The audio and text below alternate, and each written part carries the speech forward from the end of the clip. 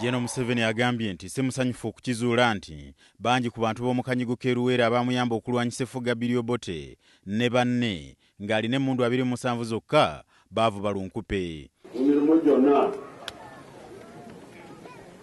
gye tuba tulina okukola kwe kumanya ekisumuluzo onaakiteekawa. Oyinza kulaba emmotoka ennene nga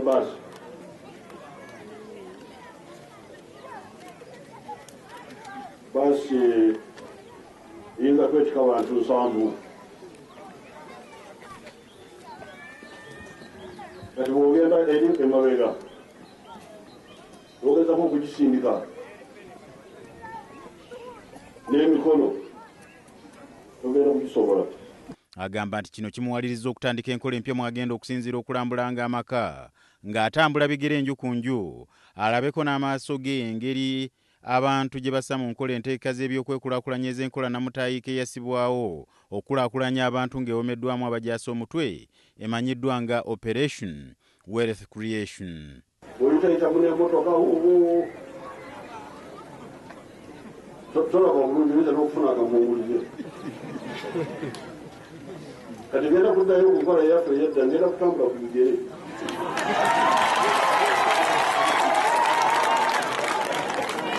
Museveni akalaatidde abantu bakomye omuze ogw'okulowooleza mu kuyambibwa okwa ssekinnoomu n'okukolawo akantu akatono mu buli kye bakola olw'okulya obuli tikubanga obwavu mpologoma ate nga mu mbeera eriwo kati mu Uganda buli muntu afuba okukola asobola okugaggawala. Yiika y'enva milioni 12.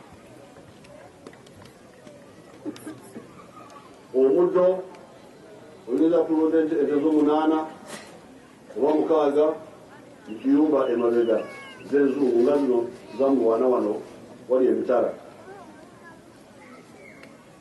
Ezo nazo ziyinza kuba lita nga 40 buli lunaku. Emmere yo ogirina.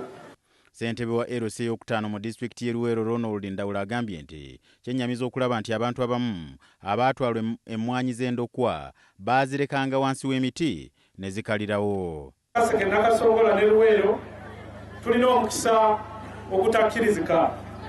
Omukisa ogutakkirizika nti ekibiina ekiri mu bufuzi kyekyaffe si weewaawo twekubireko mu ngalo bannange.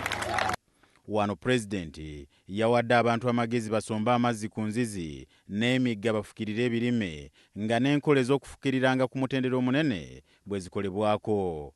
Mu birime byagambye birina okusimbibwa mulimu emmwanyi, ebibala eby'emiti n'oluvannyuma baakuweebwa ente z'amata. Olukuŋŋaana lwetabiddwako baminisita, ababaka ba paalamenti abasibuka mu kitundu, abakulu b'amadiini n'abakola ku nkola ya Operation Wealth Creation abaategeezezza Pulezidenti nti baakagaba endokwa z'emmwanyi ezisoba mu 32,000 mu kitundu ekyakatikkamu ey'Amaserengeta nga ezo zisobola okujja ku bwagaagavu bwa yiika 730. Ku lwa WBS TV nze Jim Kalisubula okuva wano mu Katikamu South ekisangibwa mu disitulikiti y'e Luweero.